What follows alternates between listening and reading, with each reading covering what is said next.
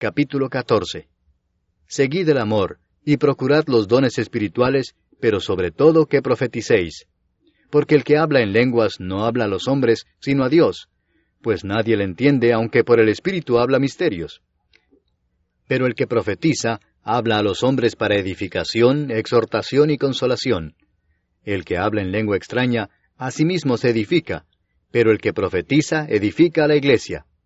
Así que quisiera que todos vosotros hablaseis en lenguas, pero más que profeticéis, porque mayor es el que profetiza que el que habla en lenguas, a no ser que las interprete para que la iglesia reciba edificación. Ahora pues, hermanos, si yo voy a vosotros hablando en lenguas, ¿qué os aprovechará si no os hablare con revelación, o con ciencia, o con profecía, o con doctrina? Ciertamente las cosas inanimadas que producen sonidos, como la flauta o la cítara, si no dieren distinción de voces, ¿cómo se sabrá lo que se toca con la flauta o con la cítara? Y si la trompeta diere sonido incierto, ¿quién se preparará para la batalla? Así también vosotros, si por la lengua no diereis palabra bien comprensible, ¿cómo se entenderá lo que decís? Porque hablaréis al aire. Tantas clases de idiomas hay, seguramente, en el mundo, y ninguno de ellos carece de significado. Pero si yo ignoro el valor de las palabras, seré como extranjero para el que habla, y el que habla será como extranjero para mí. Así también vosotros, pues que anheláis dones espirituales, procurad abundar en ellos para edificación de la iglesia. Por lo cual el que habla en lengua extraña, pide en oración poder interpretarla, porque si yo oro en lengua desconocida, mi espíritu ora, pero mi entendimiento queda sin fruto. ¿Qué pues? Oraré con el espíritu, pero oraré también con el entendimiento.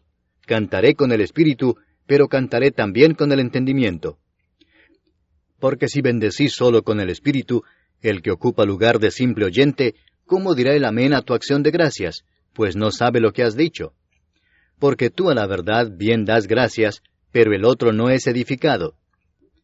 Doy gracias a Dios que hablo en lenguas más que todos vosotros, pero en la iglesia prefiero hablar 5 palabras con mi entendimiento, para enseñar también a otros, que 10,000 palabras en lengua desconocida. Hermanos, no seáis niños en el modo de pensar, sino sed niños en la malicia, pero maduros en el modo de pensar.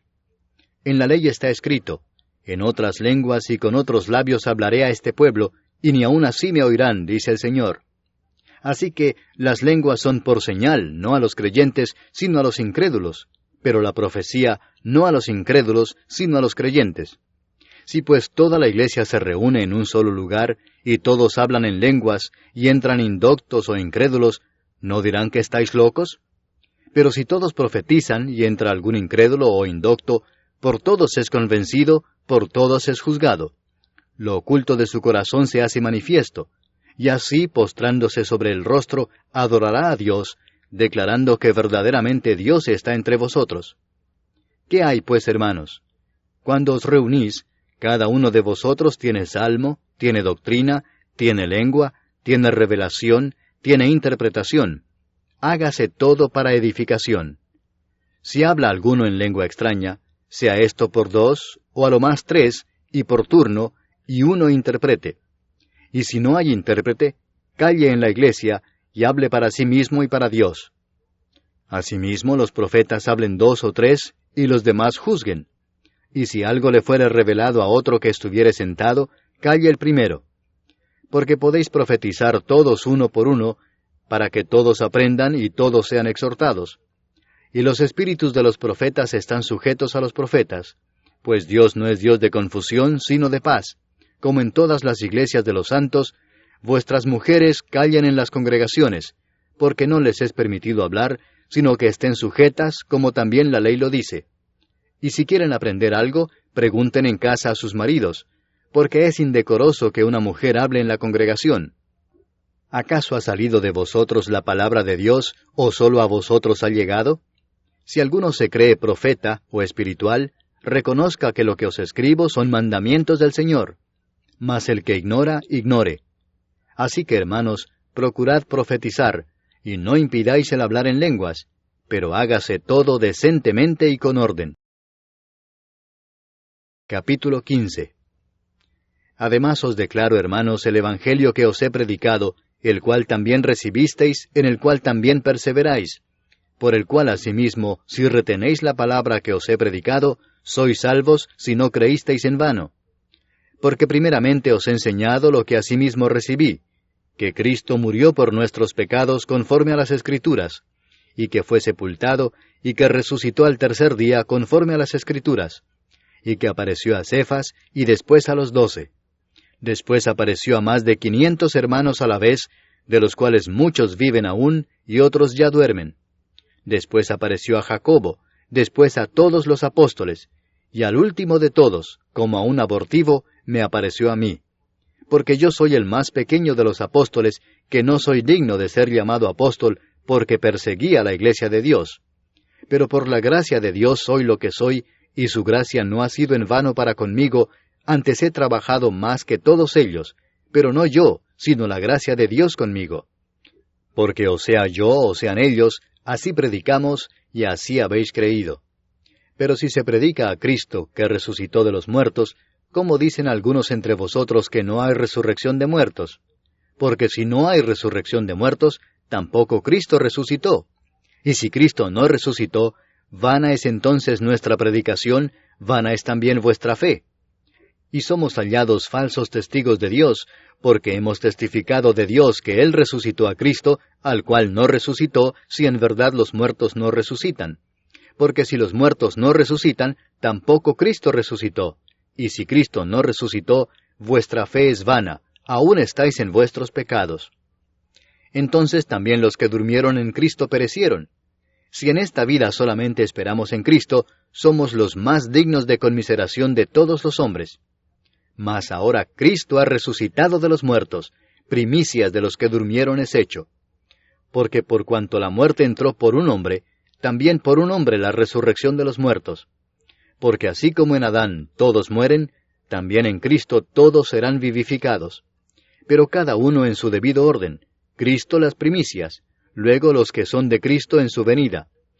Luego el fin, cuando entregue el reino al Dios y Padre, cuando haya suprimido todo dominio, toda autoridad y potencia. Porque preciso es que Él reine hasta que haya puesto a todos sus enemigos debajo de sus pies, y el postrer enemigo que será destruido es la muerte.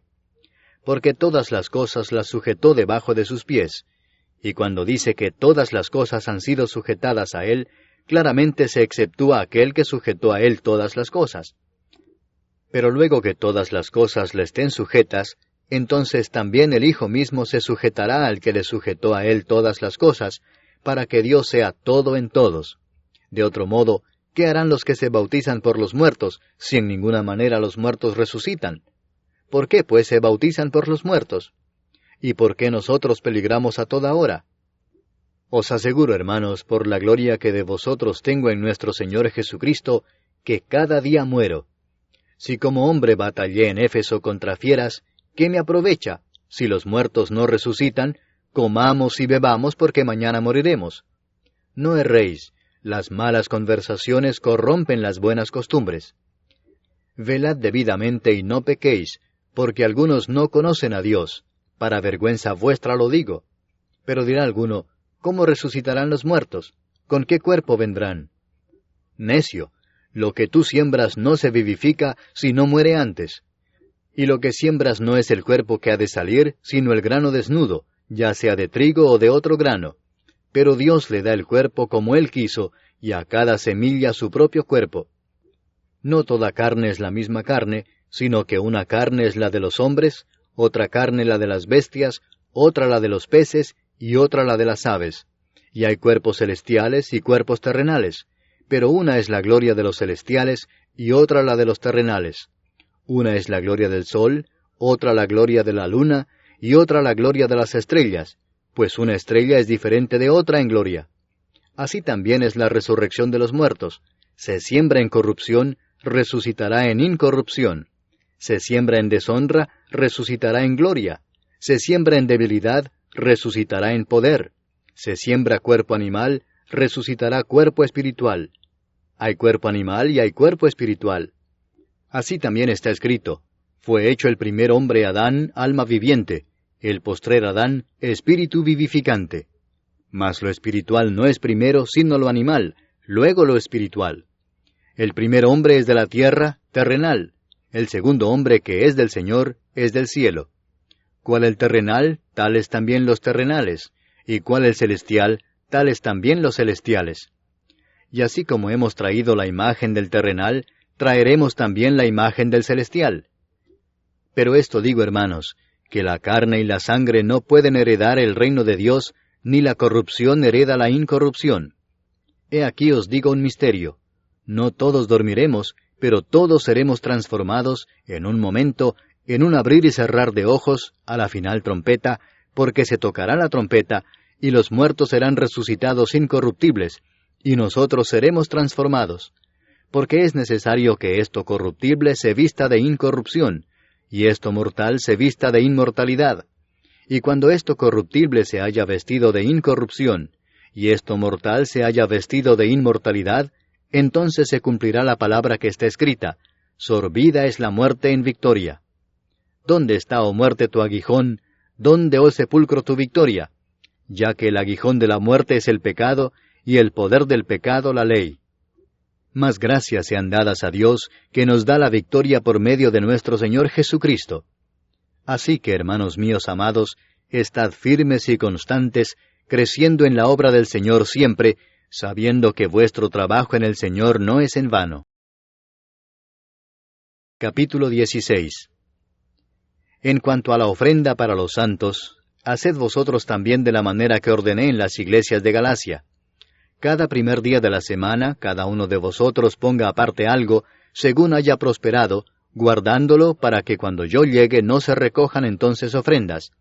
Y cuando haya llegado, a quienes hubiereis designado por carta, a éstos enviaré para que lleven vuestro donativo a Jerusalén. Y si fuere propio que yo también vaya, irán conmigo. Iré a vosotros cuando haya pasado por Macedonia, pues por Macedonia tengo que pasar. Y podrá ser que me quede con vosotros, o aún pase el invierno, para que vosotros me encaminéis a donde haya de ir. Porque no quiero veros ahora de paso, pues espero estar con vosotros algún tiempo si el Señor lo permite. Pero estaré en Éfeso hasta Pentecostés, porque se me ha abierto puerta grande y eficaz, y muchos son los adversarios. Y si llega Timoteo, mirad que esté con vosotros con tranquilidad, porque él hace la obra del Señor así como yo. Por tanto, nadie le tenga en poco, sino encaminadle en paz, para que venga a mí, porque le espero con los hermanos. Acerca del hermano Apolos, mucho le rogué que fuese a vosotros con los hermanos, mas de ninguna manera tuvo voluntad de ir por ahora, pero irá cuando tenga oportunidad. Velad, estad firmes en la fe, portaos varonilmente y esforzaos. Todas vuestras cosas sean hechas con amor. Hermanos, ya sabéis que la familia de Estéfanas es las primicias de Acaya, y que ellos se han dedicado al servicio de los santos. Os ruego que os sujetéis a personas como ellos y a todos los que ayudan y trabajan. Me regocijo con la venida de Estéfanas, de Fortunato y de Acaico, pues ellos han suplido vuestra ausencia, porque confortaron mi espíritu y el vuestro. Reconoced pues a tales personas. Las iglesias de Asia os saludan. Aquila y Priscila, con la iglesia que está en su casa, os saludan mucho en el Señor. Os saludan todos los hermanos. Saludaos los unos a los otros con ósculo santo. Yo, Pablo, os escribo esta salutación de mi propia mano. El que no amare al Señor Jesucristo, sea anatema. El Señor viene. La gracia del Señor Jesucristo esté con vosotros. Mi amor en Cristo Jesús esté con todos vosotros. Amén.